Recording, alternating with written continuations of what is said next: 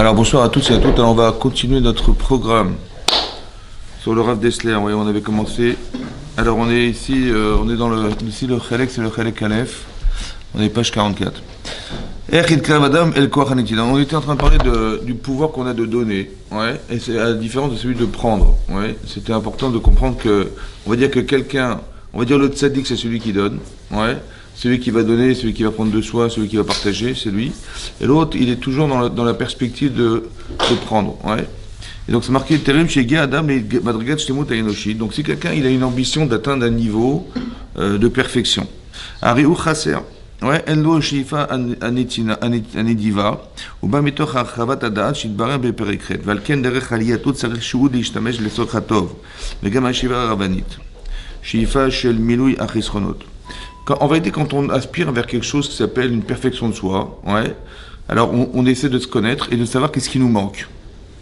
Mais on a une soif, la soif d'arriver à compléter quelque chose, ouais, de combler quelque chose, de combler ses manques. Il dit ce besoin, en vérité, il traduit ça comme réavon, c'est-à-dire on est affamé, et comme si on était affamé, et donc on a un signal d'alarme dans notre corps qui nous dit tiens, il faut que tu manges. Hachem aurait pu faire en sorte que ce besoin n'existe pas. Ça va, on dit bon bah il faut bien manger, donc c'est l'heure de manger, on aurait choisi son heure, mais là on a un signal. Ouais, on dit tiens, j'ai faim, tu vois, ou j'ai soif, ou j'ai envie de me reposer, ou j'ai envie de prendre des vacances, ou j'ai envie de, ouais. Mais en fait ce signal il aurait pu ne pas exister. Oui, alors en fait on va expliquer que ici le fait d'avoir des ambitions dans sa vie, d'aspirer à quelque chose, c'est comme un besoin corporel. On va traduire ça comme un manque, comme si on était assoiffé, affamé de quelque chose. Donc on a l'ambition de remplir un manque. En fait, c'est parce qu'il y a l'amour des autres et l'amour de soi.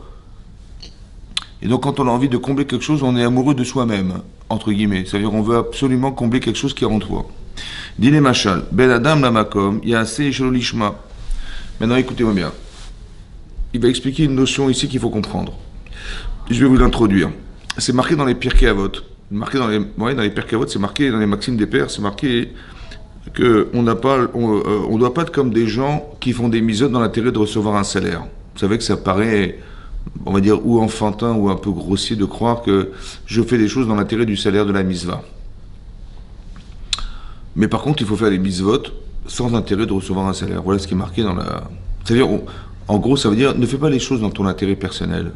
Fais-les pour la chose. Ça va ? Comment ça se traduit dans la vie, ça ? Tu peux faire un métier, soit parce que tu veux gagner de l'argent, soit parce que tu veux t'épanouir en gagnant de l'argent. Tu peux faire un métier, dis la première question c'est combien ça coûte, combien ça gagne, combien on gagne, J'ai compris, mais c'est pas grave. Ce métier, je sais pas, j'en ai aucun intérêt, mais je sais que ça gagne beaucoup d'argent, j'ai envie de faire ça. Ça va ? En fait, donc ça veut dire qu'on a besoin de combler un manque, c'est celui de gagner sa vie. Mais est-ce que la priorité, c'est gagner ta vie ? Ou la priorité, c'est de t'épanouir ? Et puis c'est comme ça que tu vas gagner ta vie. Peut-être tu gagneras moins, mais moi tu vas t'épanouir. La différence, c'est que ça va être du long terme, l'autre ça va être du court terme. Parce que quand tu auras gagné beaucoup d'argent, qu'est-ce que tu vas faire après ? Au bout de 10 ans, tu dis je vais faire autre chose. Mais c'est dommage que tu n'as pas essayé de t'épanouir, tu as perdu 10 ans de ta vie juste pour le prétexte que tu voulais gagner de l'argent. Ça va ? Essaie de comprendre vers quoi tu aspires dans ta vie, qu'est-ce que tu recherches à faire, qu'est-ce qui te plaît de vivre. Ça va ? Et l'ambition et le désir, il est puissant, donc tu vas t'épanouir dans ta vie et tu gagneras sûrement plus d'argent parce que tu as plaisir à faire que le contraire. Ouais. Maintenant, on va dire comme ça. Donc il y a deux façons de le voir. Donc on dit fais l'ishma. C'est quoi l'ishma ? Le nom de la misva. Fais-le pour que tu aies un rôle dans la société. Ouais. Et pas l'olishma, c'est-à-dire de dire je vais gagner ma vie. Je vais essayer de trouver un métier, pas forcément au service de la société, mais à mon service personnel, c'est-à-dire que je gagne ma vie avec. Ouais, et bien ma vie avec. Ça va ? Tu vas servir, mais en vérité, la priorité, c'est pas ce que tu vas rendre comme service, c'est ce que tu vas gagner qui t'intéresse. Ça va ? Par exemple, tu peux être un médecin, c'est un exemple comme un autre, et quand tu vois quelqu'un rentrer, il voit une carte bleue. Tu vois ? Il va avoir une carte bleue, ouais. Après, il va pas se renseigner de savoir comment il va. Tiens, est-ce qu'il s'est bien soigné? Ce qui compte, c'est que voilà, il lui prescrit un médicament, il gagne son argent. Ou alors tu peux dire non, tu peux dire que non, non, j'ai à cœur de l'aider à se soigner. Et puis à part ça, bah, je gagne ma vie. Vous avez compris. Mais où se place la priorité de sa vie? Est-ce que tu fais au nom de la médecine ou tu fais au nom de l'argent qui te va permettre de gagner ta vie grâce à la médecine? Vous avez compris? C'est un peu ça l'idée. Un petit peu. Et donc on nous dit non, il ne faut pas le faire dans la terre de sur un salaire, mais fais-le dans les shem mitzvah. Les shem mitzvah, c'est au nom de la mitzvah. Ça va?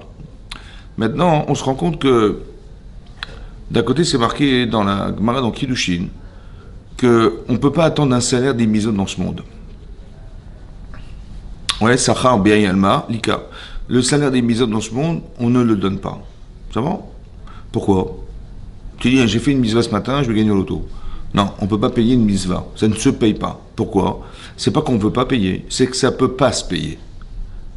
Ça veut dire qu'il n'y a rien sur la terre qui permet de quantifier une mitzvah en disant ça a tel prix. Non, c'est impossible. Oui?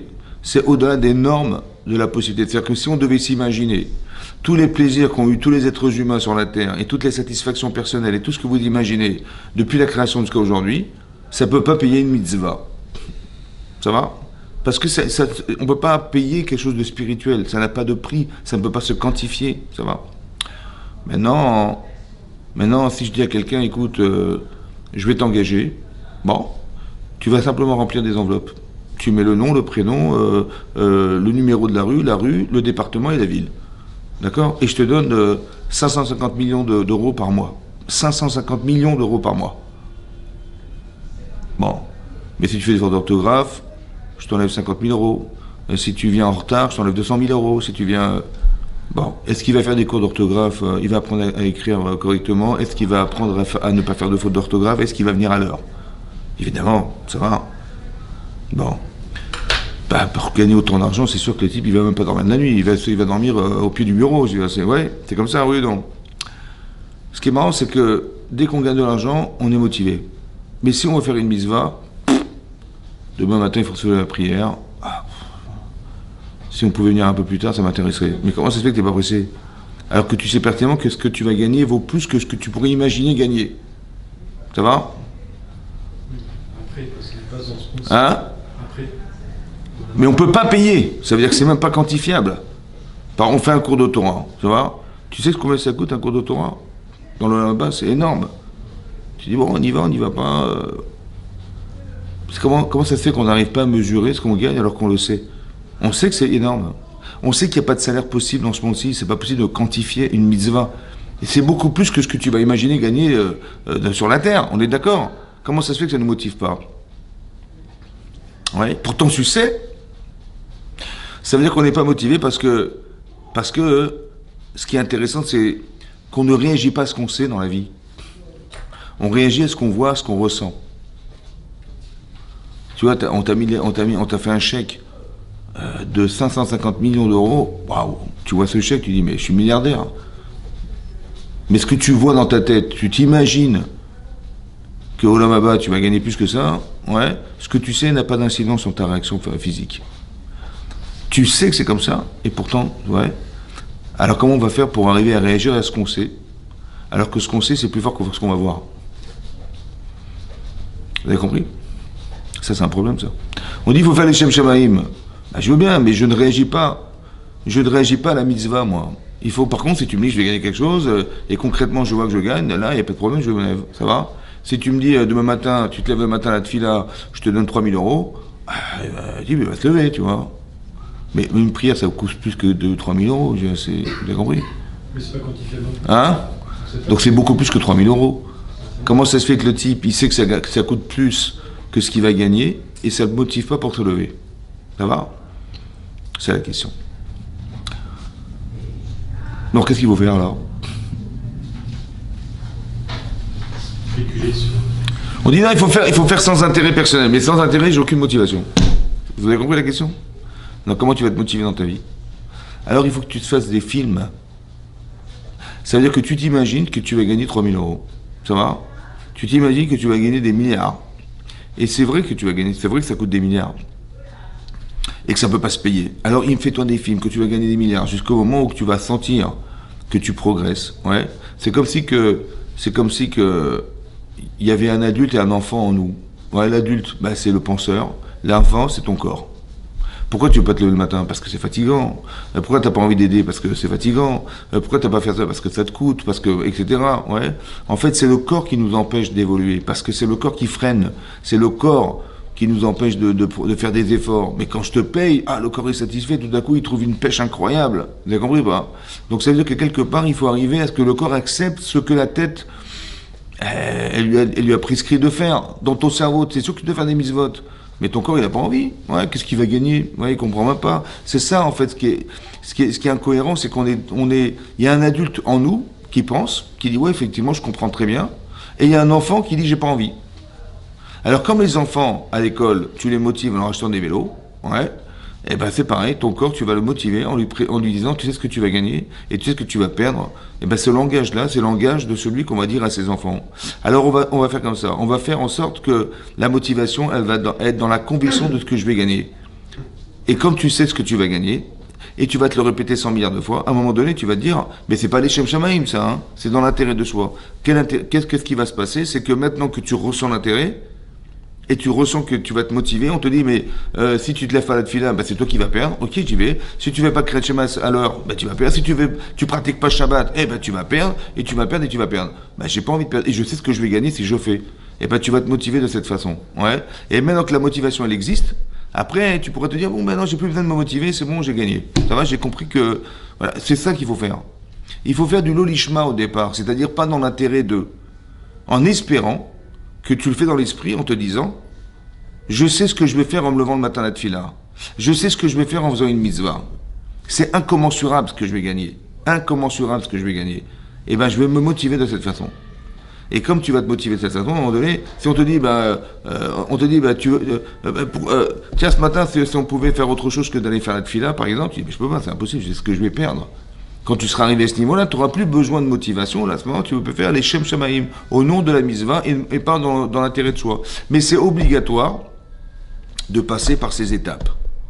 Pourquoi? Parce que tant que tu n'as pas d'intérêt personnel, il n'y a rien qui va te motiver à le faire. C'est comme ça. Il n'y a rien qui peut te motiver à le faire. Ou tu vas le faire de façon religieuse, mais sans intérêt personnel au fond. Il n'y a rien qui te motive. Tu dis, sinon, vous avez compris? Et cette motivation, il faut la créer. Et c'est cette motivation que tu vas t'inventer. Et tu vas te l'inventer dans ta tête, parce que tu la vois pas. Donc tu vas t'es obligé de te l'inventer. Mais cette invention, en vérité, elle est vraie, seulement tu la vois pas. Et tu vas t'imaginer qu'elle existe. Et en t'imaginant qu'elle existe, c'est comme ça que tu vas te motiver, c'est comme ça que tu vas arriver à te trouver la stimulation que tu aurais dû avoir si tu l'avais accepté au départ. Mais tu vas l'accepter autrement. C'est comme si je te donne 4 000 euros si tu te lèves demain matin, et tu vas te lever demain matin, il n'y a pas de problème. En sachant que tu vas gagner 4 000 euros à la fin de la prière. C'est super. Imagine-toi que tu vas gagner plus que 4 000 euros. Et cette capacité imaginaire de pouvoir vivre les choses comme ça permet de se réconcilier avec la mitzvah. Ça va? Ça va, c'est clair? Maintenant, c'est marqué comme ça. Les machal. Ben adam la makom. Ouais, il y a assez shelou lishma. Klomar, les tzorech hasmo. Beto shelou lishma, il y a volé des lishma. Encore une fois, on est clair que quand on fait quelque chose dans cet intérêt-là, il faut que ça soit une motivation pour faire les Shem Shamaim. Ça va? Je sais que ce que je fais, c'est une petite magouille, mais quelque part, je sais que ça va m'aider à pouvoir un jour me passer de l'intérêt que j'ai de le faire pour des intérêts personnels. Ouais, c'est comme un enfant, tu vas lui offrir un paquet de bonbons, après tu vas lui offrir un vélo pour le trimestre, mais quand il va avoir 25 ans, il va être intelligent, parce que la motivation c'était quoi? Le rendre intelligent, c'était ça l'objectif. Ouais. Maintenant qu'il est intelligent, il dit, ça va papa, j'ai besoin de mon paquet de bonbons, ni de mon vélo, ça va, j'ai passé l'âge. Vous avez compris? Au moins ce que tu as gagné, c'est qu'il a été motivé, tu as gagné qu'il est intelligent, tu as gagné qu'il connaît, tu as gagné. Alors que si tu avais fait le rigoureux, le dur et le machin, tu dis non, la vie elle n'est pas comme ça, mon vieux, si tu travailles pas, tu n'auras jamais rien de ta vie. En fait, il n'est pas motivé, il a juste peur de ne pas avoir. Ça va? Ou peur de ne pas réussir. Mais à un moment donné, c'est désir personnel, ou bien aller faire des efforts sous prétexte qu'il a peur, s'il a un peu de caractère et un peu de charisme, il va tout envoyer balader. Vous avez compris pas? Non, il faut qu'il y ait une motivation, il faut qu'il y ait un désir. Un désir. Et ce désir, en vérité, tu vas le motiver, et c'est ça qui va faire qu'il va être assidu, il va avoir du plaisir, d'une satisfaction personnelle, il va avoir ce plaisir-là, c'est le plaisir qui nous motive. Ça va? C'est le plaisir qui nous motive. C'est fondamental d'avoir du plaisir.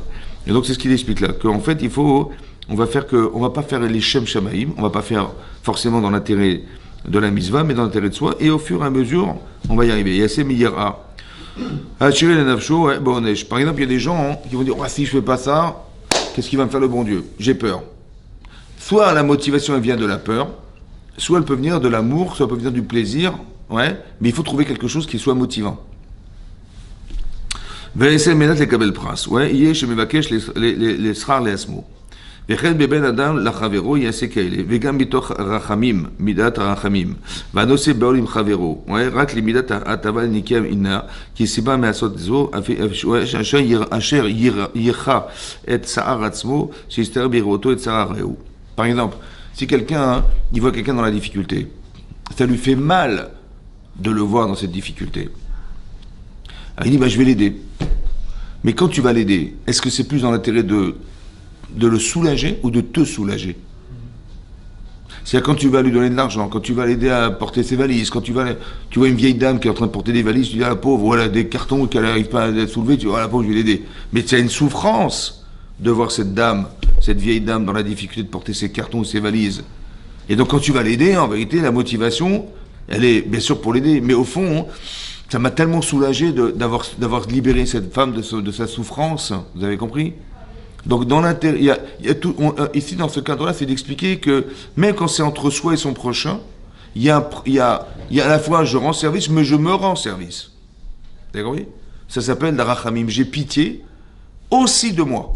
D'accord? Quand j'ai pitié d'elle, j'ai aussi pitié de moi, parce que je me sens mal de la laisser comme ça. Ça va? Donc il y a quelque part une forme de réflexion dans l'acte qui fait que, en l'aidant, je m'aide aussi. Ça va?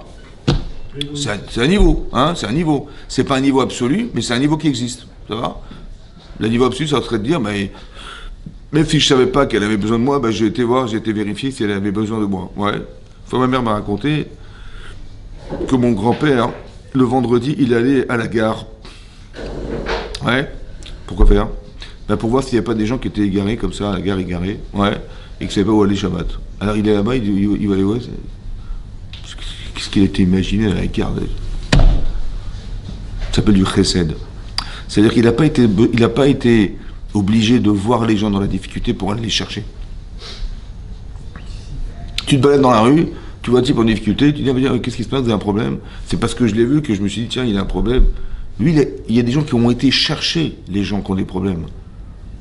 Ils n'ont pas été victimes ou ils n'ont pas été sensibilisés parce qu'ils ont vu une situation qui les a touchés. Non. Ils ont été chercher les gens. Vous avez compris? Voilà. Vous avez compris? C'est ça. Comme il y a les restos du cœur, comme il y a les restos de je sais pas quoi. Il n'a pas dit, tiens, j'ai vu un pauvre, j'ai dit, tiens, on va ouvrir un resto du cœur. Non, il sait qu'il y a des pauvres. Il sait qu'il y a une nécessité. Combien de millions de personnes qui sont sous le seuil de pauvreté? Évidemment que c'est comme ça, qu'est-ce que tu crois? Ouais. On va ouvrir des choses, et puis on va faire de la pub, et puis les gens qui ont besoin, ils iront manger. Vous avez compris ce que je veux dire? Tu n'as pas été obligé de forcément voir, mais tu sais que c'est comme ça. Oui. Et donc le fait de le savoir, c'est différent que d'avoir réagi.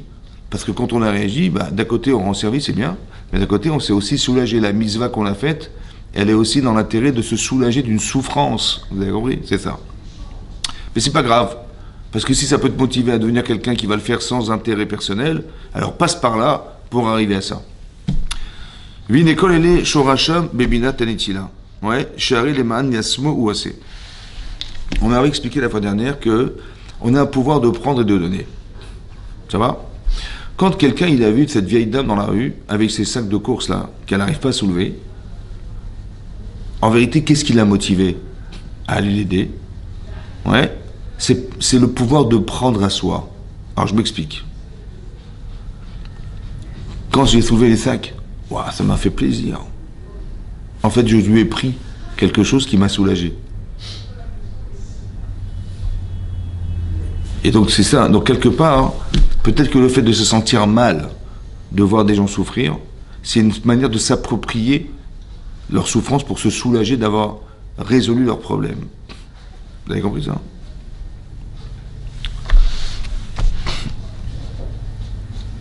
Il dit ça vaut le coup d'utiliser ces principes-là pour se développer dans la spiritualité. Parce que la sensibilité, c'est spirituel. D'avoir pitié, c'est spirituel. d'aimer, c'est spirituel. Ben, ça vaut le coup de passer par ce genre de rapport pour arriver à construire une relation spirituelle. Ouais, on dit tu aimeras Hachem de tous tes cœurs au pluriel. Oui, c'est quoi de tous tes cœurs au pluriel? Alors on explique qu'il y a deux tendances. Il y a la tendance du Yetzer Tov et du Yetzer Hara. Maintenant, comment tu vas aimer Dieu avec ton Yetzer Hara? Vous avez compris ou pas? Ben, c'est quoi le Yetzer Hara? Il dit ouais, c'est le petit diable là-bas qui est dans ta tête et qui veut te faire des bêtises. Non, c'est surtout celui qui veut que tu prennes à toi. Parce que la source d'un mécréant, c'est un cible qui veut prendre pour lui. C'est ça la source. Par exemple, vous allez voir que Abraham, il va vouloir enterrer sa femme. Ouais. Et il va rencontrer Ephron. Et Ephron, il n'arrive pas à vendre ce terrain ni la grotte qui va avec. Il n'arrive pas, personne ne va acheter un truc pareil. Pourquoi? Parce qu'il y a Adam et Chava qui sont enterrés là-bas, et tous les gens qui descendaient là-bas dans la grotte, ils mouraient. Ah, qui c'est qui va acheter un truc pareil? Il a trouvé quelqu'un, oh Hachem. Monsieur Abraham Avinu. Il va observer. Qu'est-ce qu'il fait? Il dit, écoutez, le terrain, la grotte, mais je vous donne. Mais quand il a dit je te donne, il savait pertinemment que derrière Abraham, il va refuser de la prendre gratuitement, il va vouloir la payer, et donc c'est un stratagème qu'il fait pour essayer de prendre de l'argent, vous comprenez pas? Il va dire, ça coûte 400 shekels, c'est-à-dire une somme exorbitante. Il voulait dire deux choses. Un, on est des amis. Deux, tu te rends compte le cadeau que je voulais te faire? Tu vois, comme je suis honnête, je voulais t'offrir 400 shekels, c'est énorme. Vous avez compris comment il fait? Mais en vérité, quand il te dit je te donne, en fait, il te prend. Quand il dit, mais bien sûr que je te donne la terre, mais bien sûr que le terrain t'appartient, mais bien sûr que tu vas l'enterrer là-bas, bien sûr que... On dit, ben non, je peux pas, gratuitement, je refuse.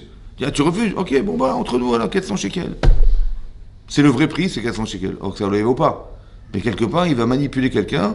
Pourquoi? Parce qu'il sait que M. Abraham est en souffrance. Et qu'il va exploiter sa souffrance pour lui escroquer, escroquer de l'argent. Vous comprenez comment ça marche? Donc tu croyais qu'il était un donneur, mais il n'était pas un donneur, c'était un preneur. Il a utilisé, soi-disant, il te donne, en fait, il te prend. Ça va? Alors comment tu fais? Ouais. Vous avez compris? Maintenant, il faut aimer Hachem avec son Yetzer Hara. Alors écoute-moi bien. Ton Yetzer Hara, il dit prends. Alors tu sais quoi? Tu dis, moi je vais le faire dans l'intérêt de la mitzvah. Je vais le faire dans l'intérêt de ce que je vais gagner. Mais ça se fait pas.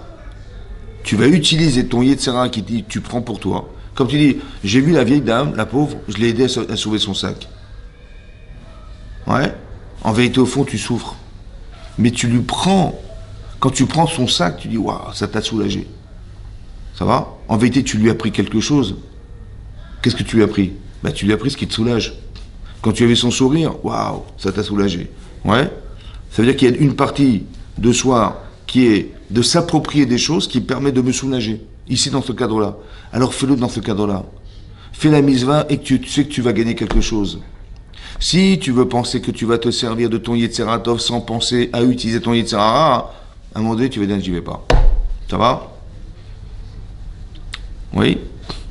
Quand Hachem a dit à Abraham, pars pour toi, il faut que tu trouves un intérêt spirituel à être ailleurs et que tu trouves un plaisir corporel à être ailleurs. Yetzer Tov, Yetzer Hara. Vous avez compris ou pas? Pourquoi c'est comme ça? Parce que si tu n'as pas plaisir à être ailleurs, plaisir, tu vas dire, ouais, c'est bon, ça va 5 minutes, on arrête là. Mais si tu comprends, tu peux avoir un plaisir spirituel, mais tu n'as rien de corporel. Alors tu dis, bon, ça va une fois, deux fois, trois fois, mais bon, on va toujours faire la même chose. Vous avez compris? Ce sentiment de s'arrêter, c'est le sentiment émotionnel du désir qui a disparu. C'est pour ça qu'il va s'arrêter de faire. Ou l'inverse. Il va prendre du plaisir corporel, mais à un moment donné, il dit, bon, d'accord, ça n'a pas d'âme, il n'y a rien dedans, c'est vide. Ça va? Il te manque du tov, alors tu vas t'arrêter aussi. Ça va? Tu vas pas t'imaginer passer toute ta vie en vacances. Tu dis, pourtant, c'est bien les vacances. Ouais, bon, ça va, une semaine, 2 semaines, c'est bon, on va pas passer 6 mois en vacances. On dit, mais non, mais ça pas plaisir de trouver en vacances. On va faire le carnaval de Rio pendant 10 ans. Ça va? Ouais, tu vas avoir les drapeaux, les machins, feux d'artifice, ça va durer 10 ans. À un moment donné, tu vas dire stop, ouais. On peut faire autre chose, bon, ça va, on a kiffé, c'est bon. C'est-à-dire que tu as du plaisir, mais il n'y a rien, c'est vide. Vous avez compris? S'il faut les deux. Il faut qu'il y ait un contenu et un contenant. Il faut qu'il y ait du plaisir et à la fois que tu saches que ça vaut la peine de le faire. Ça va? Tu t'épanouis dans ce que tu fais. Voilà. Mais il faut les deux. Alors, tu sais ce que tu vas faire? Tu vas utiliser, dans ton intérêt, quelque chose qui va te motiver à agir dans ta vie. Ça va? Ça peut être de l'argent, ça peut être du plaisir, ça peut être ce que tu veux, mais tu vas l'utiliser dans l'intérêt de t'épanouir. C'est comme ça que ça marche. Ça s'appelle d'aimer avec tous tes cœurs. Tous tes cœurs au pluriel.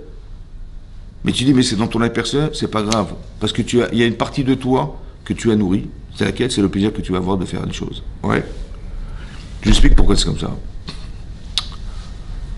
Parce qu'il y a des gens, hein, parce qu'on sait qu'on a Yetzeratov, Yetzerara. On le sait. Très bien. Il y a des gens, ils vont se battre contre eux-mêmes.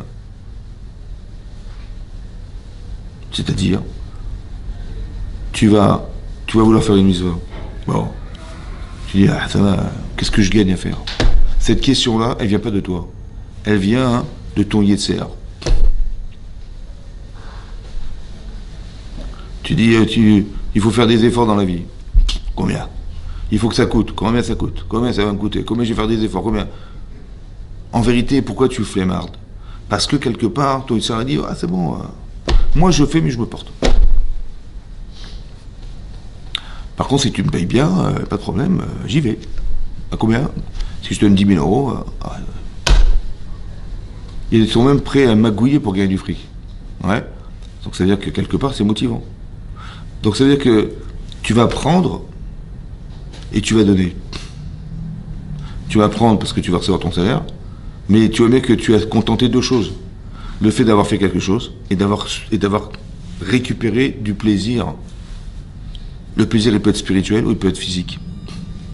Mais tu peux pas te passer, on peut pas se passer, l'un peut pas se passer de l'autre. Mais qu'est-ce que tu as fait? Tu as rempli la case. Ton Yetzirah, il a pris, et ton Yetzeratov, il a donné. Il faut toujours les deux. Parce que s'il n'y a pas les deux, eh ben tu vis à moitié.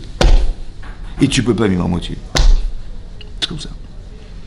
Il y a une partie de toi qui n'existe pas. Tu dis, ouais, je me suis battu contre Yetzirah, j'ai compris, mais toute ta vie, tu peux pas repousser le reste.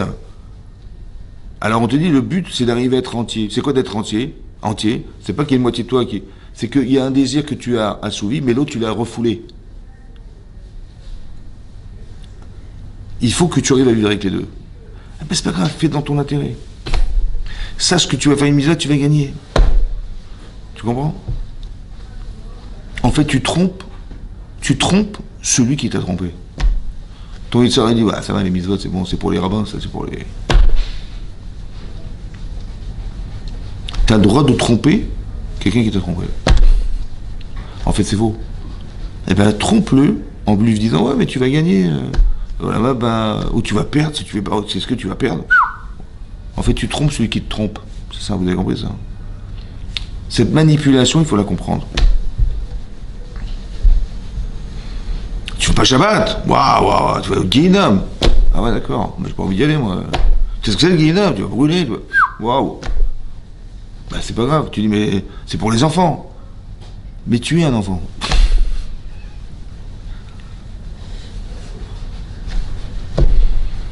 Donc c'est pas grave de se parler à soi-même et se dire, tu parles à l'enfant qui est en toi. Tu lui dis, non, il fait gaffe, ça va brûler. Hein.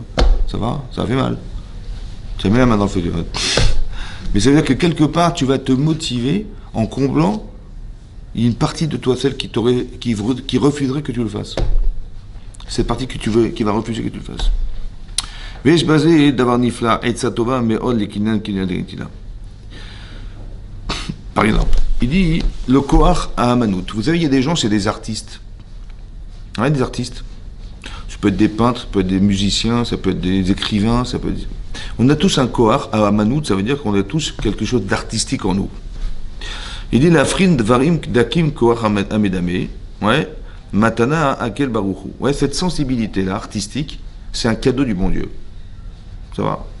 Tu vois, il y a des gens, ils font de la musique. Mais voilà, waouh! Vous savez, ils écrivent des livres. Tu dis, mais purée, quelle intelligence, quelle imagination, c'est de l'artistique. Il y a quelque chose d'artistique chez eux. Ça peut être de la littérature, ça peut être de la musique, ça peut être des paroles, des mélodies, ça peut être, je sais pas moi, ça peut être de la peinture, de la sculpture. Amen ire ve'agish prate prati machalo iprinam acher. Ces gens-là, ils voient des choses, ils ressentent des choses, ils font des nuances que nous, on n'arrive pas à voir. Valken, il va théotam. C'est quoi un génie? Un génie, c'est quelqu'un qui arrive, par le dessin, à nous faire ressentir la même chose, mais profondément la même chose. Quand tu vois le dessin, tu dis waouh, ah ouais, à quoi t'as pensé? J'ai pensé à ça. Il a réussi par le dessin à nous faire ressentir quelque chose de très fort. Tu vois? Ben ça, c'est un artiste. Tu as lu un livre, il t'a touché ce livre. Et ben il y a quelque chose d'artistique dans le fait qu'il ait écrit quelque chose qui nous a touché personnellement. Ça va? C'est ça le génie, d'arriver à trouver les mots qui vont articuler chez toi ce plaisir ou cette ouverture d'esprit, je sais pas, quelque chose qui va te... Il dit Valken, il va théotam, ve'im bidvarim obirtav, que ce soit par les paroles ou bien par écrit. Vim betbesel ou ou bien c'est par une sculpture ou bien par une image. Ve'sarich liot amen gadol levate le machal. Rakshe adam bed'aga levenea. Quelqu'un il a fait un dessin où tu vois une maman qui est anxieuse pour ses enfants. Tu vois un visage, tu vois un machin, tu vois la position qu'elle a et tout ça, et tu vois ça, tu dis ah. Ou comme à l'époque quand ils ont fait les films de Walt Disney. Bon. Et ben les types ils pleuraient devant le film. C'est dessin animé, y a rien. Tu vois, ils voyaient Bambi avec machin, ou je sais pas moi, le roi lion avec je sais pas quoi. Et il dit oh là là, le pauvre, il a vu son père se faire tuer par son oncle. Ah, c'est des dessins, y a rien quoi. Vous avez compris? Mais la personne est touchée. Ça veut dire que le type qui a fait le dessin animé, il a touché la personne. Vous avez compris? Mais c'est que du dessin, il n'y a rien, il n'y a personne. C'est comme la première fois qu'ils ont projeté un film sur un écran de cinéma. Ouais. Le type, il s'est mis sur les rails, il a filmé un train qui arrivait. Tu vois? Donc il est passé sous le train. Mais il a filmé le train qui arrivait sur lui. Tu vois pas que les gens, ils ont vu le train arriver, ils ont commencé à paniquer, ils sont sortis de la salle. Ils ont cru que le train, il allait rentrer dedans. Ou la petite vieille qui a vu son acteur préféré qui est mort dans le film, elle était comme une malade, elle est devenue malade, quoi. Il est mort, mon héros, machin. Les gens, ils prennent quelque chose qui est complètement abstrait, un cinéma, des rôles, quoi. Ils les prennent pour une réalité, quoi. Ça, c'est la force de l'imagination qui permet ça. Alors, si c'est comme ça, hein, il dit donc, ouais. Donc, il va faire le dessin d'une bonne femme qui est inquiète pour ses enfants, qui pleure, je ne sais pas moi. Il va nous faire ressentir des choses, ouais. Et donc la personne va faire ressentir la souffrance, qui est beteva aussi, ouais. Aval kacher it bate argashot dakot kaile, aim aussi rocher medefesh adam. Donc le fait de ressentir, ça laisse des traces. Vous avez compris? C'est comme il s'appelle. Yosef, il a entendu deux rêves. Ouais. Il y avait deux ministres qui sont arrivés en prison. Ouais. Ouais. Et il lui a raconté qu'il avait rêvé de 3 pieds de vigne. 3 pieds de vigne. Il y avait des raisins, des grappes, et lui, il venait avec sa coupe et il pressait les raisins dans la coupe et qu'il allait donner au roi, à Paro. Il a dit, les 3 pieds de vigne, c'est 3 jours. Et dans 3 jours, tu vas retrouver ton poste de maître échanson chez Paro. Il dit, ah oui, bah moi j'ai rêvé aussi, j'ai fait un rêve, je peux vous le raconter. Le maître panetier qui faisait des pâtisseries pour le roi, il dit, moi j'ai rêvé d'un autre rêve. Lequel? Il dit, bah j'ai rêvé que j'avais des paniers de gâteaux sur ma tête. J'avais 3 paniers sur ma tête, et il y avait des oiseaux qui venaient, qui picoraient dans les gâteaux. Voilà ce que j'ai rêvé. Il dit, bah, les 3 paniers, c'est 3 jours, et dans 3 jours, tu vas mourir. Ah bon? Ouais. Tu vas mourir dans 3 jours. Comment il a su qu'il allait mourir?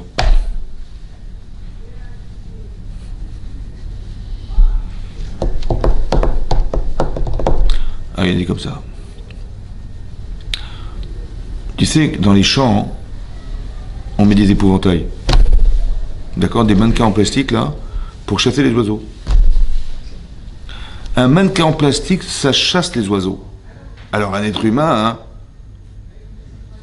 c'est sûr que ça chasse les oiseaux. Ça va? Un oiseau, il va pas se rapprocher si t'es là, il va pas. Oh, mais les oiseaux, ils sont en train de picorer alors qu'il tient les pieds sur le... Il est vivant ou il est mort?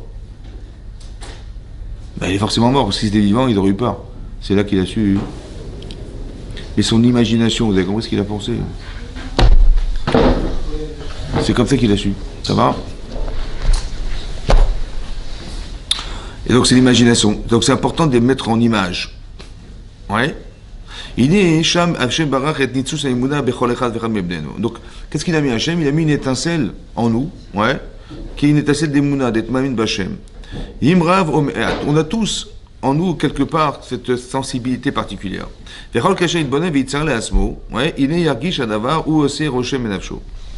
avez compris que quand on imagine des choses, ouais, la force de l'imagination permet de ressentir des choses. Ouais. Et donc ça veut dire que quelque part, de mettre en image des sensibilités, c'est comme tu vois, hein, les types ils vont aller, je sais pas moi, à Decathlon pour acheter comment ça s'appelle, un maillot je sais pas, du champion du monde de foot. Ouais, ça va? Ils vont acheter le maillot de Ronaldo, le maillot de Zidane, le maillot de, je sais pas moi, des grands joueurs de foot. Ça va? D'accord. Et le type, il va mettre le maillot sur lui, il va aller au stade, il va jouer au foot. Je lui dis, mais comment tu t'appelles? Je m'appelle Moshe. Bon, mais tu t'appelles Ronaldo? Il a marqué Ronaldo. Il dit, non, mais je m'imagine, je suis Ronaldo. Voilà, c'est mon idole, c'est mon machin. Je dis, mais tu t'appelles pas, dans ton livre de famille, sur ta carte d'identité, il est marqué Moshe, je sais pas quoi. Moshe Ronaldo. Tu sais pas Ronaldo? Je dis, ouais, mais attends, mais moi, c'est mon idole, c'est mon machin. Vous imaginez que le type, il s'imagine qu'il est Ronaldo, ouais, simplement en voyant ce footballeur qui marque des buts de malade, tu vois, et lui, voilà, c'est son idole, il s'imagine qu'il est la personne. Et le type, il va aller jeter le maillot, tu vois. Mais regarde la force que peut avoir l'imagination, ouais, qui va bousculer quelqu'un à faire que... Hein? Oui, mais il a rien fait, il a qu'imaginé. Le type, il s'imagine, il se regarde dans la glace, il dit, bah, j'ai pas la même tête, on n'a pas la même tête, c'est marrant. Mais le fait qu'il s'habille comme lui, tu vois, il a l'impression qu'il est l'autre. Ouais. Au Moyen-Âge, le carnaval, d'origine, c'était la journée unique où les pauvres pouvaient se déguiser en riches. Ça permettait de réguler aussi la société. Ouais, exactement. Il y a une Gemara dans Shvuot, la Gemara dit là-bas, hein, il y a une Gemara dans Shvuot qui dit comme ça, que quand il y avait un pauvre et un riche qui venaient au tribunal, un pauvre et un riche, et le riche prétend qu'il a été volé par le pauvre. Alors, stéréotype pas évident, ça va? Mais non, qu'est-ce qui va se passer? Il va même pas écouter le pauvre, il va... c'est bon, arrête tes histoires, il va lui faire payer ce qu'il a volé, ça va?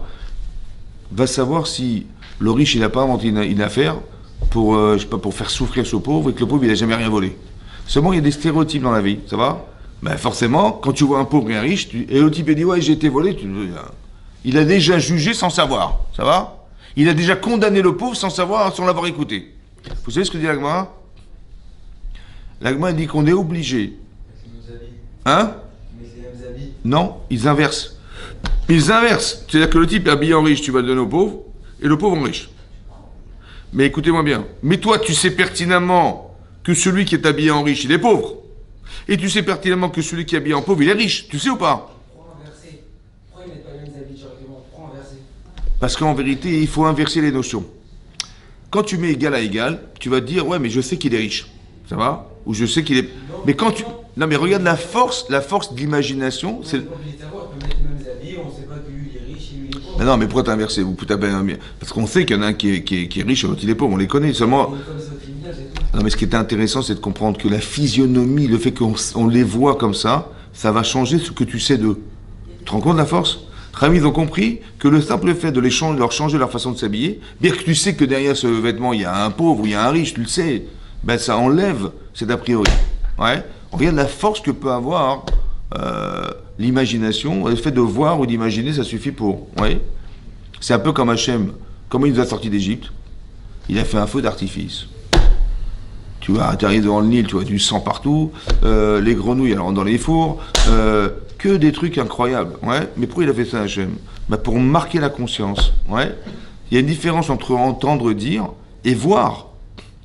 Les émotions que revêt le fait de voir n'ont rien à voir avec ce que tu peux entendre. Maintenant, tu peux entendre quelque chose, ça te marque pas. Pourquoi? Parce que ta faculté à imaginer, elle n'est pas mise en action. Il faut que tu l'imagines, Et quand tu le vois en image, tu vois le film, tu dis waouh, tu peux aussi faire un film de l'image de ce que tu comprends. Et ça va toucher ta personne. Ça va? C'est ça le koach, la force du dibour. La force de la parole, c'est d'arriver à mettre en image. Alors, j'ai croisé une fois quelqu'un dans un train. Ouais. Elle était professeure meeting. Ouais. On discutait sur le chemin du travail, et elle me dit, d'après vous, qu'est-ce qu'il y a dans mes films? Je dis, des placements de produits. Par exemple, si je prends un téléphone avec une pop, on me voit, je suis actrice ou je suis figurante, c'est pas un hasard. Vous voyez un avion Air France qui passe, c'est pas un hasard. Mais elle me dit, il y a autre chose. Je lui dis quoi? Elle me dit des images subliminales pour vendre des produits. Mais c'est interdit, ça. Mais pas que ça. Pour vendre aussi des modèles, c'est-à-dire des modèles de pensée, de consommation, de comportement. Bien sûr, mais c'est interdit. Carrément. Ah Ouais. oui, ça existe. Ouais. Et même, il y a eu un scandale dans les années 80, Ouais. au générique du 20h, lorsque François Mitterrand a fait la deuxième élection, avec j'ai lu ça dernièrement encore, avec sa pub La Force Tranquille, ils avaient inséré une image, cette image-là, dans le générique des infos. Ça fait scandale. Ah ouais. Dans le générique Ah ouais. des infos, ça avait en subliminal. Ben oui, bien sûr, bien sûr, bien sûr. Parce qu'à l'époque, les gens qui allaient au cinéma, ouais, dans les 24 images secondes, dans la 24 images secondes, il y avait une bouteille de coca. Oui. Ben alors, le cerveau, il capte l'image, l'œil ne capte pas l'image. Mais le cerveau capte l'image. Et le type, il sort du truc, il va s'acheter une bouteille de coca. Ouais, il sait pas pourquoi, il dit tiens, j'ai soif, il va acheter un coca. Tu vois? Il a eu soif et il a acheté un coca. Pourquoi? Parce que c'est des images subliminales, c'est-à-dire que dans les 24 images secondes, ben, il y avait une bouteille de coca on la voit pas. Et tu la vois, tu la vois pas. Mais non, et tu comprends, c'est un 24e de seconde, tu la vois pas à l'œil nu. Mais ta cerveau, il a capté l'image. Ça va? On voit la force que peut avoir l'influence de l'image sur la tête. Ça veut dire que, tu vois, ben c'est pareil. Quand tu vois le riche et le pauvre, tu leur changes leurs images. Et ça suffit pour que la personne elle puisse imaginer qu'elle a affaire à un. C'est en fait, c'est entre ce que je vois et ce que je sais. Je sais qu'il est pauvre et je vois un riche. Ça va? Mais l'un va combler l'autre. C'est ça la force. Ouais. Ben, tu vois tu peux changer des vies avec des images. Tu peux changer des têtes avec des images. Ouais, tu peux changer des réactions possibles grâce à des images. Mais pourquoi ça marche comme ça? Parce que le cerveau, quand tu as compris, c'est que tu vois une image. Tu t'as compris ce que je te dis ou pas? J'ai rien compris du tout. Mais pourquoi? Ben, je vois pas ce que tu veux dire. Ça veut dire que mon cerveau n'est pas capable de mettre en image. C'est pour ça que j'ai pas compris. Alors je vais t'expliquer. Je vais te donner une image. Je vais t'apporter un exemple. Je vais te raconter une histoire. Et là, avec l'histoire que tu as vue en image, alors tu as compris le théorème. Mais en vérité, des fois, c'est tellement complexe, c'est tellement rationnel que le cerveau n'arrive pas à voir. Voilà, ça, c'est la force de l'image. C'est-à-dire que quand tu vois quelque chose, il faut que tu puisses voir ce que tu penses. Mais quand tu vois pas, bah, tu dis, bah, je vois pas du tout, je comprends pas. Vous voyez? C'est-à-dire qu'on n'a pas une faculté mentale, des fois, hein, à mettre en image. C'est ça le problème. Alors, il faut qu'on puisse développer l'imagination chez les gens. Parce que l'imagination permet de trouver en image, et cette imagination, elle va permettre de construire. Ça va? Des grands manipulateurs, c'est des gens qui savent mettre en image. Tu vois, par exemple, tu vas avoir une information, tu vas voir, voilà les Israéliens, ce qu'ils ont fait contre les Palestiniens, machin, machin. Ouais. Ou quand tu vois la désinformation, tu vois un soldat israélien, avec une matraque, et tu vois un type qui a en sang, qui a le crâne en sang. Il dit voilà ce que font les Israéliens aux Palestiniens, par exemple, tu vois. Et il s'avère qu'ils ont récupéré une image, qu'en fait c'était un Israélien qui avait été tabassé, et le type il était là pour le défendre, et on a fait croire que c'était le soldat israélien qui avait tabassé un Palestinien. Là, vous avez compris? Tu vois, c'est waouh. Ou alors tu dis, aux informations, ils ont envoyé un documentaire, et donc ils ont dit voilà ce que font les Israéliens, machin, et après excusez-nous, on s'est trompé de film, c'était en 2004 dans un autre pays. Bon, j'ai dit excusez-nous, pardonnez-nous. Mais le mal est fait, vous avez compris? Ce que tu vas retenir, c'est la première image. Après, on dit, pardonnez-moi, il faut que tu évacues l'image, mais tu peux pas. Ou du moins, c'est compliqué de dire, je sais que c'était faux, mais mon cœur, il ressent que c'était vrai. Et c'est comme ça qu'on arrive à développer des trucs antisémites, parce que quelque part, on va envoyer des informations qui sont fausses. Des fois, elles ne sont jamais su qu'elles étaient fausses, ou des fois, on va dire, quand on s'en est rendu compte, on dit, excusez-nous, on s'est trompé. Mais c'est trop tard, en fait, c'est fait exprès. Vous avez compris? C'est comme quand il y a eu la guerre à Gaza, ouais. Ils ont dit, les Israéliens, ils envoient des obus sur des hôpitaux. Et tout de suite, la condamnation, machin, sans vérifier. Hein. Après, il s'avère que c'était des obus des Palestiniens qui se sont plantés, ils ont envoyé sur un truc. Mais tout de suite, vous avez compris, bah, c'est là que tu vois le parti pris. Au lieu de dire, attendez, on a cette information, et on va vérifier, attendez, avant d'informer. Les titres, son travail de journaliste, c'est de vérifier avant. Non, il va envoyer un truc pour...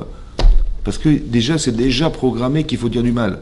Alors si on a trouvé un truc, super, on a trouvé, alors on va pas les vérifier, vous comprenez? Tu sais, t'as foutu l'image, c'est terminé, t'as mis l'image. Et l'image, elle est tellement puissante que le type, il va croire ce qu'il a vu, ça va? Alors on y va. Ça veut dire qu'on est en train d'expliquer, c'est que s'il n'y a pas d'émotion, il n'y a pas de sentiment, la connaissance, elle ne peut pas avoir d'effet sur soi. Il faut absolument qu'on arrive à greffer quelque chose. Ça va? C'est-à-dire que tu vas faire quelque chose et tu vas ressentir, il faut que tu ressens ce que tu penses. Et tant que tu ne ressens pas, ça ne te fera jamais réagir. Vas-y, je t'amène Shadam Aole, les pétards à Gashot Bedafsho, Vechen ou Gam Linyan Koharanitina. Terim Shegi Adam les Simchat Advekut Bachem Barav Abato. Ouais. Alors, Itzer Bedafsho et Tsarat Nafsho Vechavero Vedagota Vechol Pratem, Vechelkem, Veaz Yisha Beol Imo Vechemeu. Vechem Vitsiaro le Nafsho qui godel Simchat Ireu Veoshro. Ouais. C'est comme tu dis, tu as reçu un faire-part, ouais, tu as reçu un faire-part, tu es invité à un mariage. D'accord? Maintenant, la misva, hein, il est marqué que, on dit kol sasson ve kol simcha. Kol sasson, c'est la voix de la joie, la voix du sasson, c'est de l'allégresse, ouais. Kol simcha, kol chatan ve kol kala, la voix du chatan et de la kala. Kol mitzalot chatanim, et tous ceux qui accompagnent. La Gemara dit, celui qui participe à un mariage, il va réaliser 5 kolotes, les 5 voix qu'on a dit dans le pasouk. Et celui qui va pas participer, il est là-bas juste pour manger, ouais. Alors c'est un voleur des colottes. Il vole ses colottes. En quoi il vole? Ouais, c'est comme quelqu'un invité à un mariage. Il dit à sa femme, ce soir, t'as pas besoin de préparer à manger, on est invité à un mariage ce soir. Il y va que pour bouffer, quoi. Tu vois, les gens, ils sont assis à table, ils parlent, machin, ils vont pas danser. C'est quoi le col du khatan? C'est quoi la voix du khatan? Le col. Lui, il va pas manger le khatan, je te rassure. Mais il est tellement heureux. La voix du khatan, c'est le bonheur qu'il a de t'inviter pour participer à sa simcha. Mais si t'as pas invité pour manger, bien sûr que ça lui fait plaisir que tu manges. Mais il t'a invité pour le réjouir et lui dire Mazal Tov, d'avoir fait ce choix, d'avoir épousé cette jeune femme, etc. Ou le contraire, cette jeune femme d'avoir épousé ce garçon. C'est la mitzvah. Maintenant, il faut manger pour partager cette simcha. Mais on n'est pas là pour manger, on est là pour danser avec lui, pour le réconforter dans son choix, pour lui dire que c'était super, que la cavote. C'est compris, c'est ça qu'il va retenir. Il va retenir les photos, les vidéos, c'est ça qui va rester. Mais c'est ça ta mitzvah, toi. C'est d'arriver à le réconcilier dans ses choix. Oui. Parce que demain, s'il a un problème de couple, il va se rappeler de la vidéo. Il va se rappeler des photos. Il va sortir un album, il dit attends, je me suis marié, je ne suis pas arrivé. Ou alors il va se rappeler des Mazal Tov et tout ça, qui son destin, il est juste, il est bon. Ouais. Et ça va contrebalancer le fait de se mettre en colère contre sa femme ou son mari. On oublie que la Séouda, elle est importante aussi. Oui, ouais. Mais quelque part, vous avez compris comment ça marche? Ça veut dire que Chachamim, ils ont voulu absolument qu'on organise des séoudot, des repas pour les mariages. Pourquoi faire? Parce que c'est ça qui va contrebalancer, qui va contrebalancer, tu sais ce que tu vas perdre. La simcha que tu as, tu ne vas pas la perdre. Alors tu vas essayer de te réconcilier avec elle. Pour garder la simcha que tu avais en mémoire. Donc il faut faire des feux d'artifice, pour que cette simcha, elle doit cristalliser dans ton cœur. Et si demain tu voulais remettre en cause la simcha, tu dis attends, ça va? C'est comme par exemple, on va dans un supermarché. Bon, un caddie, ça coûte 500 €. Bon, tu arrives au supermarché, mais tu n'as pas 1 euro dans ta poche pour mettre dans le caddie. Ça va? Alors tu vas là-bas à l'accueil, et il te dit, mais écoutez, j'ai pas. Il dit, mais monsieur, mais on a un jeton en plastique. Voilà, je vous l'offre. Pourquoi faire? Vous savez pourquoi faire? Parce que si tu n'as pas ce petit jeton que tu veux récupérer, parce que tu n'as pas toujours 1 euro dans ta poche, alors tu vas gentiment remettre le caddie à sa place. Tu vas récupérer ton jeton, comme ça le prochain qui viendra, le client qui viendra, il va retrouver son caddie là où il se trouve dans les caddies. Il ne va pas retrouver à 500 mètres là-bas dans le parking. Vous avez compris ou pas? Ça veut dire quoi? Ça veut dire que tu vas récupérer, pour récupérer un jeton en plastique que tu n'as pas acheté, tu es prêt à être discipliné et remettre ton caddie à sa place pour récupérer ton jeton gratos que tu as reçu. Ça va? C'est-à-dire que tu vois bien que un petit intérêt comme ça te permet d'être discipliné. Sinon, qu'est-ce que tu aurais fait? Tu aurais fait tes courses devant ta voiture, tu aurais laissé le caddie devant et tu aurais pris ta voiture, tu es parti avec. Oui, non? Le type, il veut chercher un caddie, il faut qu'il aille jusqu'au bout du parking pour récupérer le caddie. Tu sais ce qui t'a botté à faire les 500 mètres? C'est de récupérer un jeton en plastique qu'on t'a donné gratuitement. Regarde les intérêts, comment ça peut changer la vie d'un jeune. Un petit truc en plastique comme ça. Ouais. La Gemara elle dit que pourquoi on doit faire une ketouva le jour du mariage? La ketouva. Ouais, il y a des conditions, il y a 10 conditions. Il y a une somme d'argent à payer. Au cas où il divorce, il doit payer une somme d'argent. Pourquoi ils ont fait ça les chachamim? Pourquoi il faut écrire une ketouva le jour de son mariage? Vous savez pourquoi? Parce que si elle lui a raté la tchouchouka, madame, ouais, la tchouchouka, elle a brûlé, tu vois. Il dit, mais je peux plus te voir. Il va divorcer. Il dit, tu divorces, c'est pas de problème, mais ça va te coûter 10 000 euros. Attendez, on va bien réfléchir. La tchouchouka, 10 000 euros, je crois que chez l'otier, kala be'enav l'otia. Pour pas que sa femme, elle soit légère à ses yeux pour la mettre dehors, juste pour ça, on a écrit une touva. Vous imaginez? Pour que tu réfléchisses à ce que tu vas perdre. C'est pas la bonne femme c'est de pas perdre de l'argent. T'as compris pas? Quand le type il va vouloir divorcer, il va se rappeler, il va revoir le film du mariage, tu vois? Il dit mais revoir, tu regardes le film de ton mariage, tu vas voir. Tu imagines l'imagination, ce que peut avoir comme force de te dissuader de divorcer. Si c'est la femme qui veut divorcer. Hein? C'est la femme. La femme, c'est pas grave. Elle va se rappeler du Mazel Tov. Elle va se rappeler, mais on va lui dire, mais tu te rends compte, mais on t'a dit Mazel Tov, tu as fait un choix au départ, comment ça se fait que tout à coup ton choix il s'inverse, c'est bizarre quoi, il faut que tu réfléchisses. Ouais. Mais elle va se rappeler des albums, elle va se dire, c'est la même chose. On va pas payer, peut-être pour une femme, parce qu'une femme, elle dit dans Kiddushin, qu'une femme elle préfère être à deux que d'être seule. C'est une nature. Tav limitav tando limitav armelo. En araméen, ça veut dire je préfère être à deux que d'être seul. Donc une femme elle est attachée. Ouais. Alors qu'un homme, il n'est pas forcément attaché. Et donc il faut arriver à le convaincre, ouais, parce qu'il va perdre de l'argent, alors il va pas vouloir divorcer. Vous avez compris? Et tu vois, et après bon, il va pas divorcer, mais après il va essayer. C'est juste pour essayer de faire en sorte que il puisse s'attacher à elle autrement. Ça va? Ou il va trouver d'autres arguments qui va s'attacher à elle. Par exemple, les Kohanim, quand on écrit un guet, vous savez un guet, un homme qui guette sa femme, par exemple, on lui écrit un guet. Ouais. Un guet, c'est quoi? C'est un acte de divorce. Un acte de divorce, c'est un papier avec, on écrit le nom, le prénom, machin. Les Kohanim, on écrit une ligne, on la plie et on la coud. Tu veux toujours divorcer? Ouais, ouais. On écrit la ligne, on la plie et on la coud. Pourquoi faire? Parce qu'un Kohen, s'il divorce, il ne peut plus se remarier avec elle. Il dit, fais gaffe, hein, tu es sûr que tu veux divorcer, tu es sûr et certain? Attends, on va réfléchir. On va écrire, on va plier, 2 minutes, on va réfléchir. On le fait attendre, ouais, qu'il voit le guet, il voit qu'on le plie, il risque de perdre sa femme. Il dit, peut-être je me suis fait rouler, peut-être j'ai pas bien compris le mariage et tout, je vais risquer de divorcer d'une femme que j'aime, vous avez compris pas? Donc on fait un guet spécial pour les Kohanim. Pourquoi? Pour que justement ça puisse contrebalancer un Yetzirah qui voudrait qu'il se sépare de son épouse. Vous avez compris comment ça marche? Ça veut dire qu'il faut créer des forces d'influence inversées. Comme il dit, fais le repas de ton mariage. C'est une force qui va pouvoir inverser un désir de se séparer. Parce que le Yetzirah, il est puissant dans ces cas-là. Et donc, pour arriver à contrebalancer ce désir, alors on dit, mais rappelle-toi de la Séouda, rappelle-toi des Mazel Tov, de la musique, de la vidéo, des images, tu vois. Et ça contrebalance quelque chose. Vous avez compris?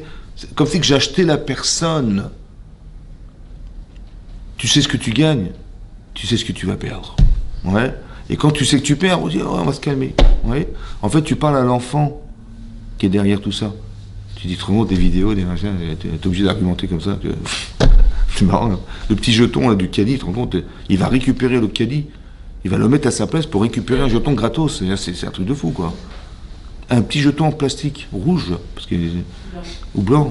Ouais. Il est marqué Leclerc dessus, parce qu'il n'est pas clair le type, donc il faut lui marquer Leclerc. Pour qu'il arrive à récupérer qu'il remette, ouais, de façon disciplinée, hein, il va remettre le caddie là où il s'est trouvé, il va pas le laisser dans le parking jeter, pour récupérer un jeton. Tu te rends compte combien tu peux acheter des gens avec un petit truc, un jeton en plastique gratuit, qu'on lui a donné, hein. Il peut dire, bah, de toute façon, j'ai rien à perdre, quand j'irai la prochaine fois, j'irai en demander un autre, tu vois. Non, il va récupérer son petit jeton, il va remettre son caddie à sa place, voilà. Vous avez compris, avec des petites choses, en fait, on peut rééquilibrer une personne, c'est ça que je veux dire. C'est ça qu'il explique. Mais ça, ces principes-là, c'est parce qu'il y a Yetzirah, le Yetzirah, il dit, mais laisse son caddie. Ah non, je peux pas, j'ai le jeton. Tu te rends compte comment... Mais qu'est-ce que tu as fait, en fait? Le jeton, c'est une magouille. Parce que, Parce que ça coûte 500 € un jeton, un caddie. Alors s'il veut être là-bas, il va savoir où il va le trouver après. Ouais. Pour ne pas qu'il vole le caddie aussi. Parce qu'il a besoin du jeton. Et il faut bien comment il va récupérer le jeton? Il va pas il va pas mettre le caddie dans sa bagnole, ouais, juste pour récupérer le jeton pour pouvoir le réutiliser un jour. Parce que tu peux pas le réutiliser, comment tu vas faire le jeton? Il est bloqué là-bas, tu peux pas le sortir. Et si tu le tires, tu vas l'arracher, il va se casser. Tu vois. Je préfère remettre le jeton, le caddie dans sa place, je récupère mon jeton. Avec des petites choses, vous avez compris, c'est extraordinaire. Ouais. C'est-à-dire on nous oblige à réfléchir. Soit on t'oblige à réfléchir en te disant que tu vas perdre, soit tu peux, ce même argument, ça, tu peux le mettre toi-même dans ta tête. En te disant, bon, je sais ce que je gagne, mais je sais ce que je perds. Ça va? Je gagne à ne pas ramener le caddie, mais je sais ce que je perds parce que ce jeton, je ne pourrai pas le récupérer et il va savoir si je vais en avoir un autre. Ça arrive à dissuader la personne pour arriver à se dire, bon, tiens, quand même, on va le remettre à sa place. Vous avez compris? C'est pas les Shem Shamaïm. Puisque le caddie, il aurait fallu gentiment le remettre à sa place. Non, c'est parce que j'ai pas envie de perdre ce petit jeton que je vais remettre. Mais c'est pas grave, même si tu fais pas dans ces conditions, c'est pas grave, puisque tu vas te discipliner à être honnête avec les autres clients qui vont arriver, de pouvoir retrouver. Toi, tu l'as trouvé à sa place, remets-le à sa place, ouais. Mais t'as pas envie de le remettre à sa place. Alors on te dit, bon, mais récupère ton jeton. Ah, d'accord.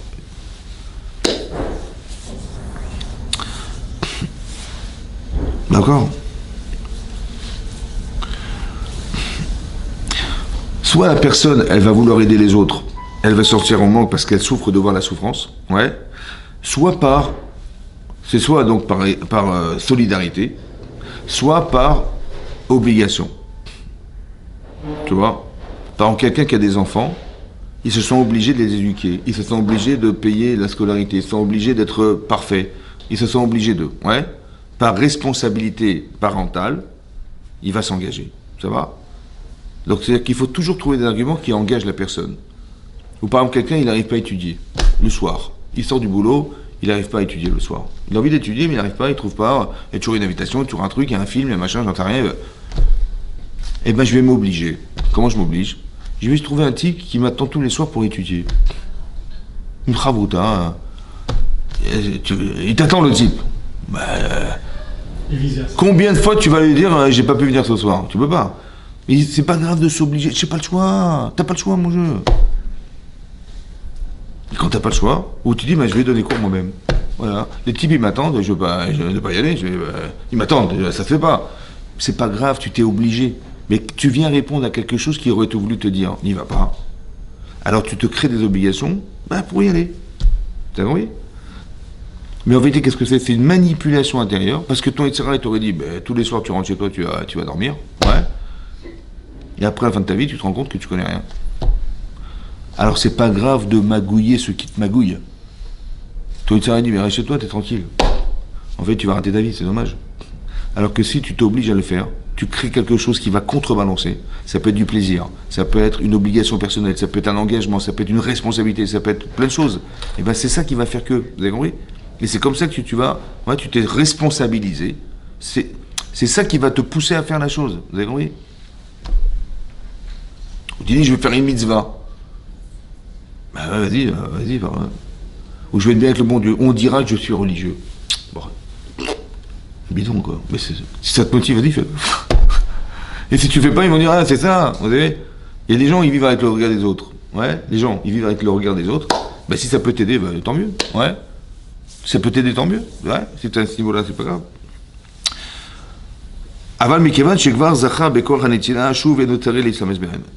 si maintenant tu arrives à comprendre que tu n'as plus besoin de passer par des intermédiaires pour arriver à t'épanouir dans ta vie, c'est là qu'on te dit, c'est bon, tu peux te passer de ça, ça va?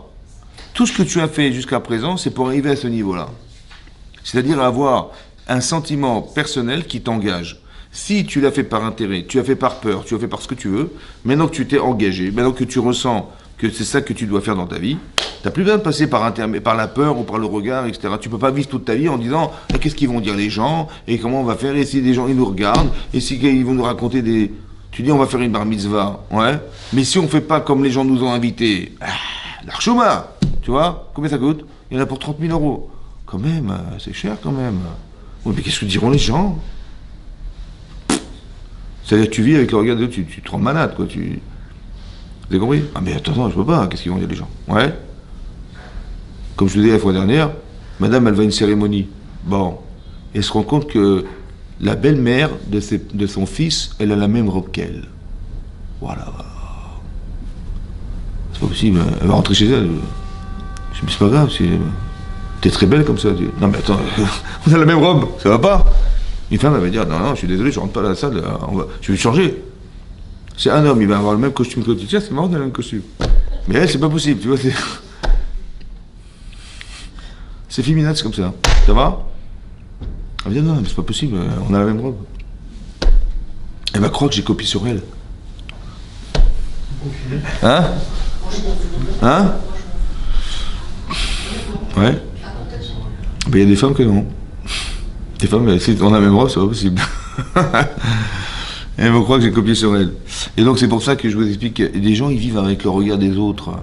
Ils se rendent malades parce que... Alors, ça sert et ça dessert. Ça sert parce que tu fais pas n'importe quoi de ta vie parce que tu as peur qu'on dise de toi. Donc tu vas être correct, on va dire. Ou alors, il y a des gens qui vont faire des folies parce qu'ils ne vivent qu'avec le regard des autres. Tu vois? Parce que sinon, qu'est-ce qu'ils penseront de nous, les gens? Ça va? Et donc les gens, ils se rendent fous comme ça tout seuls. Oui. Je vous avais expliqué la fois dernière que pourquoi les gens sont touchés par le Aïn Hara. Ouais. Il y a des gens qui sont touchés par le Aïn Hara, il y a des gens qui ne sont pas touchés par le Aïn Hara. Vous voyez pourquoi? Parce que dès l'instant où tu considères que ta vie, elle est subordonnée au regard des autres, alors on peut accepter que le regard des autres, il t'affecte. Vous avez compris? Mais si tu es indépendante ou indépendant, tu dis, moi écoutez, moi je vis ma vie, je ne vais pas dépenser 30 000 euros parce que les gens ils vont croire que machin, moi je sais ce que j'ai comme argent, je sais ce que je dois dépenser, je vais pas... Eh ben ils mangeront des cacahuètes, c'est pas grave, ils pourront dire ce qu'ils veulent, de toute façon on n'est pas obligé de raconter sa vie. Ouais. Eh ben de la même manière que ils ne vivent pas sous le regard des autres, alors les autres n'ont pas le pouvoir de leur mettre la haine. Vivre sous le regard de Dieu. Hein? Vivre sous le regard de Dieu. Oui, ça veut dire que ça, si tu as te construit, c'est très bien. Mais tu vois, c'est la différence qui existe entre Noach et Abraham. Noach et Abraham. Noach, ouais, il attendait qu'Hachem lui dise quoi faire pour faire. Il était toujours en attente du regard d'Hachem. Alors qu'Abraham, il devançait. Tu vois? Il n'a pas dit, il faut faire ça, faire ça. Non, il voit qu'il y a besoin, hein, et Hachem, il le suit, quoi. Tu vois la différence? C'est ça. Il y a quelque part une capacité d'indépendance, ou alors une capacité d'être subordonné à X chose. Ça peut être le regard, ça peut être les gens, ça peut être quelque chose, ouais, tu comprends? Et donc on n'a pas cette capacité d'indépendance, c'est-à-dire d'avoir la confiance en soi et de se débrouiller tout seul. Il faut toujours qu'il y ait quelqu'un sur qui on peut s'appuyer. Là c'était Noir. Tu vois, il voit des gens qui font des avérotes, ben je me dis, bah vas-y, fais l'arche de Noé, va parler aux gens, tu vois, il n'a pas la capacité d'initiative. Alors qu'Abraham, c'est l'inverse. On lui dit, on va détruire ce homme, il dit, non, mais c'est pas possible. Vous avez, oui, il faut que ça vive, il faut que... Vous avez compris la différence? Voilà. Il y a des gens qui vivent en attendant que... Il y a des gens qui vivent parce qu'ils ont une capacité d'adaptation et de réaction dans les situations qui sont présentes. C'est ça la différence. Mais on a besoin, entre guillemets, on a besoin de vivre avec le regard des gens si ça t'aide à avancer. Mais jamais qui t'empêche d'exister. Avancer, ça veut dire... Tu te comportes bien, tu fais attention à comment tu parles, tu fais attention à comment tu réagis, c'est important. Ouais. Je dis, bah oui, j'ai pas envie qu'on dise de moi, ouais, ou qu'on puisse penser de moi. Ça, c'est bien. Mais il faut pas non plus que tu dises, ben non, je peux rien faire parce que les gens vont. Qu'est-ce qu'ils vont penser de moi? Ou il y a des gens timides, ouais, qui n'arrivent pas à s'épanouir parce que la timidité, ça fait peur. Parce qu'une fois, on avait organisé une péniche, il y avait un type hyper timide, il est dans son coin là-bas, et puis personne n'allait le voir, parce que quand tu vois comme ça, tu dis, voilà, il y a un problème celui-là. Et donc lui, en fait, le pauvre, c'est la nature. Je dis, mais il faut absolument que tu fasses quelque chose qui t'épanouisse, et qui te fasse avoir envie de... Je dis, ouais, mais quand je vais parler, je vais bégayer, j'ai pas confiance en moi. Je dis, bah justement, fais un travail sur ça, parce que tu fais fuir les gens. C'est vrai, non? C'est comme ça. Et donc en faisant fuir les gens, tu vas jamais t'accorder... Ou alors tu vas tomber sur quelqu'un qui a rien à gagner ou qui a rien à perdre. C'est pas ça que tu cherches, d'accord?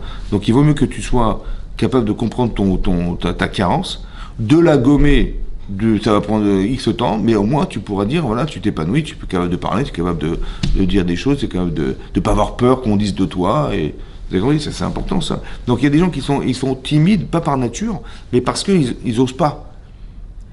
Et ils osent pas et ça les handicape. Ils ont peur qu'on dise d'eux, machin, ou de parler en public, voilà, comme ça. Parce qu'ils ont peur. Ah, c'est vrai que c'est pas facile, mais quand tu es habitué, quand tu as un peu de confiance en toi, ça te permet de le faire. Mais il y a des gens qui n'entreront jamais. En gros, qu'est-ce qu'ils vont penser de moi les gens si je dis des bêtises? C'est parce que les gens ils vivent avec le regard des autres permanent. Il n'y a pas d'indépendance. Il n'y a pas de capacité à se voir et on se voit tout le temps avec le regard des autres. Et ça, ça peut être dangereux. Parce que ça empêche d'être soi-même. Et quelque part, c'est un peu se mentir aussi. Parce que je ne vis pas ma vie, je vis la vie des autres, en fait. Je vis la vie de ce qu'on dira, de ce que je dois faire. Voilà. Ça je peux pas, parce que qu'est-ce qu'ils vont dire les gens? Il y a une partie de toi qui n'existe pas, c'est dangereux, ça, c'est pas bon. Ouais. Alors qu'en vérité, il y a tellement de choses à découvrir en soi qui permettent de s'épanouir que jamais il les verra, parce que je peux montrer que ce que les gens voudront bien voir. Voilà. Mais le reste, ça m'intéresse pas. Est-ce que c'est clarinette? Maintenant, Rifoua les Shifara. Ouais. Oui. Oui, bien sûr, bien sûr. Alors, si j'ai bien compris, en dehors des superstitions de passage fondamental Torah, si j'ai bien compris, le Haïnara existe, Ouais. on peut juste lui faire barrière. Et qu'est-ce que c'est spirituellement le Haïnara? Alors, le Haïnara, c'est comme ça. En vérité, il y a une interdiction de convoiter les biens des gens. D'accord? Ça s'appelle le Tarmod. Ouais. Chomed en hébreu, c'est convoiter. Mohamed, c'est un peu ça. Ouais. Hein? C'est envier. Voilà. Maintenant, Chomed, ça veut dire convoiter, envier. Maintenant, si quelqu'un, quand il voit les gens, il dit t'as vu mon costard? T'as vu ma bagnole? T'as vu machin? Ou on voit des déséquilibres. C'est-à-dire que le type, il gagne le SMIC, il a une Ferrari. Il dit, il y a un problème, comment il est fait? En fait, il crée de la jalousie, il crée de la convoitise. Maintenant, qu'est-ce que Hachem il va faire pour éviter que ce soit... qu'il va continuer à faire ses avérotes, le pauvre type? Ouais. Alors il dit, j'ai obligé de lui enlever la bagnole. Il va être victime du haïnara des gens, parce que toute sa vie, elle est faite qu'on me regarde, ça va? Et ben, mais plus que en voulant qu'on te voit, on va convoiter tes biens et que c'est interdit, alors il vaut mieux qu'on te les enlève pour éviter que tu continues à créer la convoitise chez les autres. C'est ça le makor, la source du haïnara. Le Haïnara, c'est quoi? C'est un ange? C'est une force? C'est quoi? Ah oui, on a une force. La Gemara, elle parle dans Bavatra, elle parle de ça, qu'il y a des gens qui ont des champs, ouais, on est obligé de mettre un mur mitoyen pour éviter que les gens ils nous regardent. Ça s'appelle la Haïnara, ouais, parce que le type il a des champs, des machins, on met un mur, il y a une obligation, ça s'appelle la Haïnraa, ouais, Aïna Bisha en araméen. Aïna Bisha c'est un œil mauvais. Ouais, l'œil mauvais c'est le regard, en fait. En fait, le regard c'est quoi? Pourquoi ça marche? Parce que, en fait, ce qui se passe c'est que quand on convoite quelque chose, on porte une accusation. Tu vois, c'est une injustice, comment se fait qu'il a des champs pareils, il a une maison comme ça, il a la piscine, il a les machins, et nous alors, et nous. Cette injustice, en fait, elle provoque quelque chose qui est une condamnation, et Bachamaïm, on dit, ah bon, est-ce qu'il mérite vraiment ce qu'on lui donne? Ouais, la remise en question, parce que, pour ce que je vous ai expliqué, parce que la source, c'est la convoitise. Ouais, Mais le problème, c'est eux, c'est fait. Hein? Le problème, c'est eux. Encore une fois, si tu n'es pas touché par ça, pourquoi? Parce que tu dis, moi j'ai pas fait ma piscine pour qu'on dise, tiens, t'as une belle piscine, tu vois? C'est pas pour le regard. Je l'ai fait pour moi, c'est par plaisir. Donc dans ce cas-là, si tu le fais pas, c'est pas dans le regard des autres, alors il n'y a pas d'Aïnara. C'est ça qui est marqué dans la Gemara, c'est une Gemara dans Brachot. Mais pour expliquer que quelqu'un il a fait, ouais, pas pour qu'on dise qu'il a une belle bagnole, ou qu'il a un beau costume, ou j'en sais rien, ou qu'il a une belle maison, ou une belle piscine. Voilà. Hein? Ouais. C'est-à-dire que un type qui a beaucoup d'argent, qui est très riche, bah, ça ne le dérange pas qu'il se balade avec une belle bagnole. On dit, bah, c'est logique. On dira, et on sait qu'il est un grand donateur, on dit, bah, Kedjem, il lui donne encore plus. On ne va pas le convoiter, celui-là.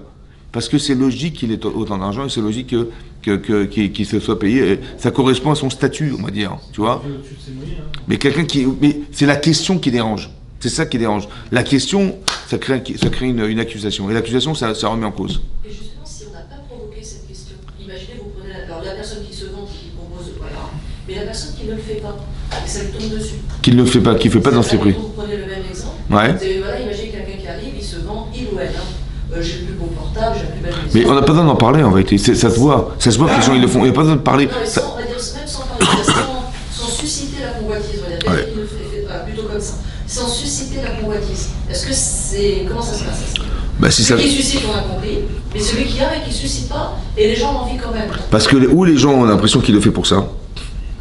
ou alors ça pourrait transparaître comme ça. C'est avec la personne, il y a un tel contraste entre son statut financier. Mais c'est ça l'Aïnara. C'est ça l'Aïnara. Mais même s'il fait rien.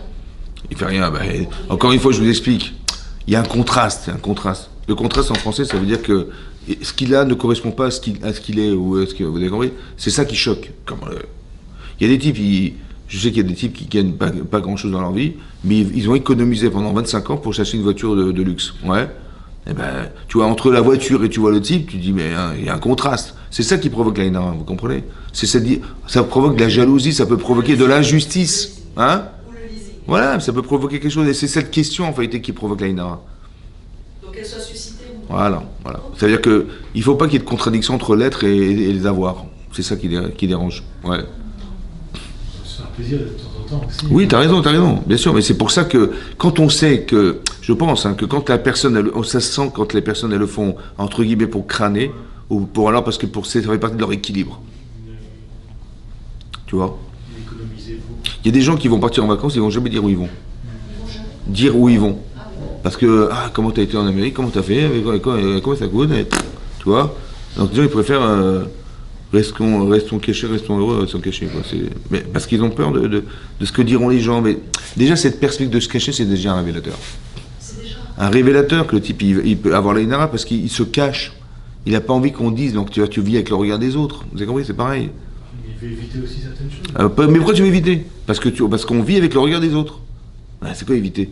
Parce que vous dites, si on sait la destination, c'est là que ça va être provoqué. Mais pourquoi le type, il a pensé qu'en disant la destination, ça va forcément provoquer quelque chose? Parce qu'il vit avec le regard des gens. Il n'est pas indépendant. C'est ça. Bah, sinon, que c'est la fiche de ce que les gens vont dire. Le système de compensation de subvention. Ouais, un type veut dire qu'un cachet, mais il te donne la richesse, j'en sais rien, qui donne les moyens. C'est vrai. Alors, il y a quelqu'un qui a écrit un livre qui est très bien, je crois que c'est Rosenbaum, le nom de l'écrivain. Ça s'appelle La peur de l'infériorité. C'est un psychologue qui explique bien les mécanismes. C'est un bouquin blanc avec un liseré vert. La peur de l'infériorité. Ouais, mais c'est ça. C'est Rosenbaum, l'auteur. Il explique ça en détail. Ouais. Razak.